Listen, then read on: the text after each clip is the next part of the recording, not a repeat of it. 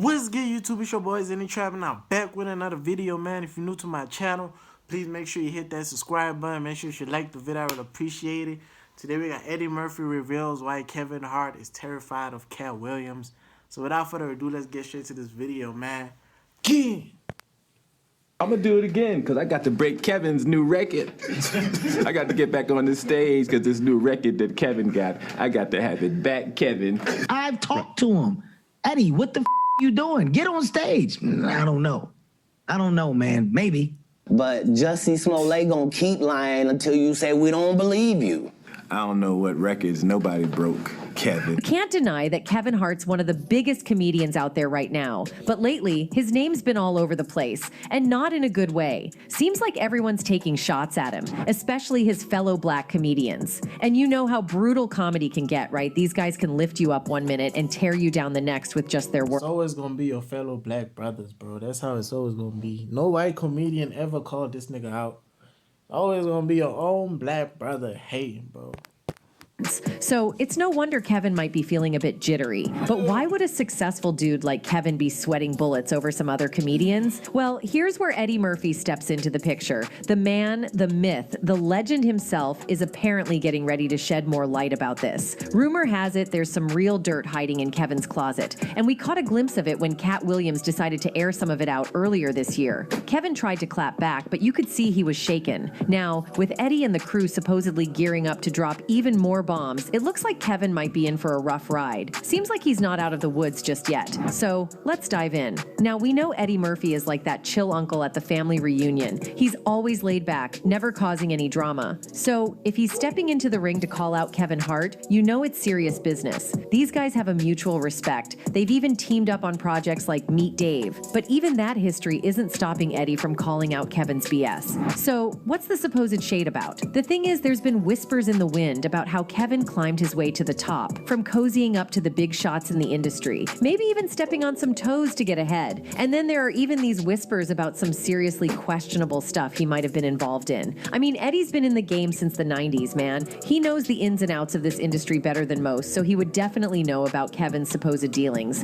Also, take what Katt Williams said, for example. On the Club Shay Shay podcast, Katt straight up called Kevin an industry plant. He pointed out how quickly Kevin rose to fame, scoring a sitcom and starring in Soul Plane all within his first year in LA. According to Katt, this raises eyebrows and makes Kevin's early history seem a bit like a mystery. He already had his deals when he got here. Have we heard of a comedian that came to LA and in his first year in LA, he had his own sitcom on network television and had his own movie called Soul Plane that he was leading? No, we've never heard of that before that person, or since that person. He continued saying, "What do you think a plant is? Maybe people don't understand the definition of these words." Have we heard of a comedian that came to LA and in his first year in LA he had his own sitcom on network television and had his own movie called Soul Plane that he was leading? What do you think, a plant? For those of you who don't know about the ongoing showdown between Katt Williams and Kevin Hart, you might recall that the beef traces back to the 2008. Bro, that nigga Kevin is so short. How do you get that short, bro?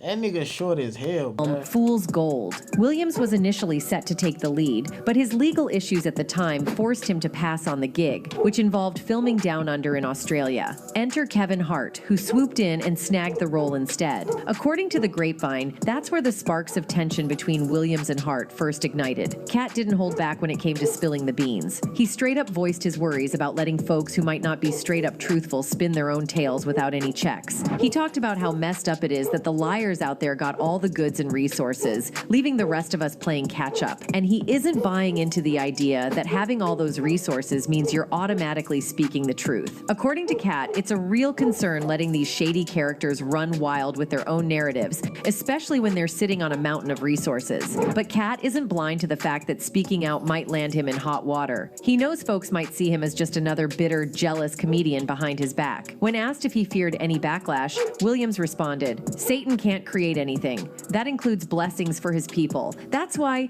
you know what the #1 job of somebody that sold their soul in Hollywood is to act like it didn't happen. The whole Kevin Hart is an industry plant theory goes back to a Hollywood rumor that's been circulating for quite a while. There's this talk that entertainers are kind of blackmailed into wearing a dress on screen, almost like a rite of passage before they can level up in the fame game. And it's not just Katt Williams who's been talking about this, even Dave Chappelle has touched on it. In 2006, during an appearance on Oprah, Dave spilled the tea about why he turned down a whopping $50 million deal from Comedy Central. He wasn't in it just for the money because, as he explained, big bucks often come with some serious strings attached. Dave, being in the showbiz game since he was 14, had seen and heard stories about what happens behind the scenes. He pointed out examples like Mariah Carey landing a $100 million deal only to end up mysteriously labeled as crazy a few months later, or Martin Lawrence making it big and then suddenly waving a gun on the streets, screaming about someone trying to kill him. It's those stories that had Dave cautious. When OPR asked him about hearing these stories, Dave laid it out. He'd seen it happen before, and it always went down when a person's career was on the brink of reaching the next level. According to Dave, he was pressured to create sketches that made people laugh at him, not with him.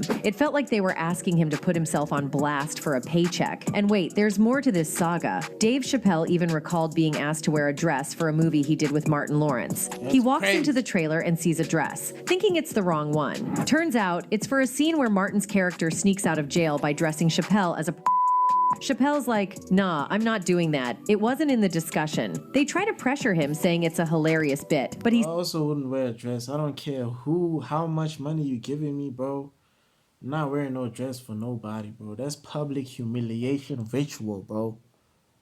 You can't wear no dress, bro. There's multiple ways to make money, bro.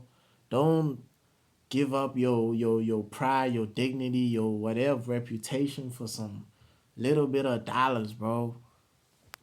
That shit.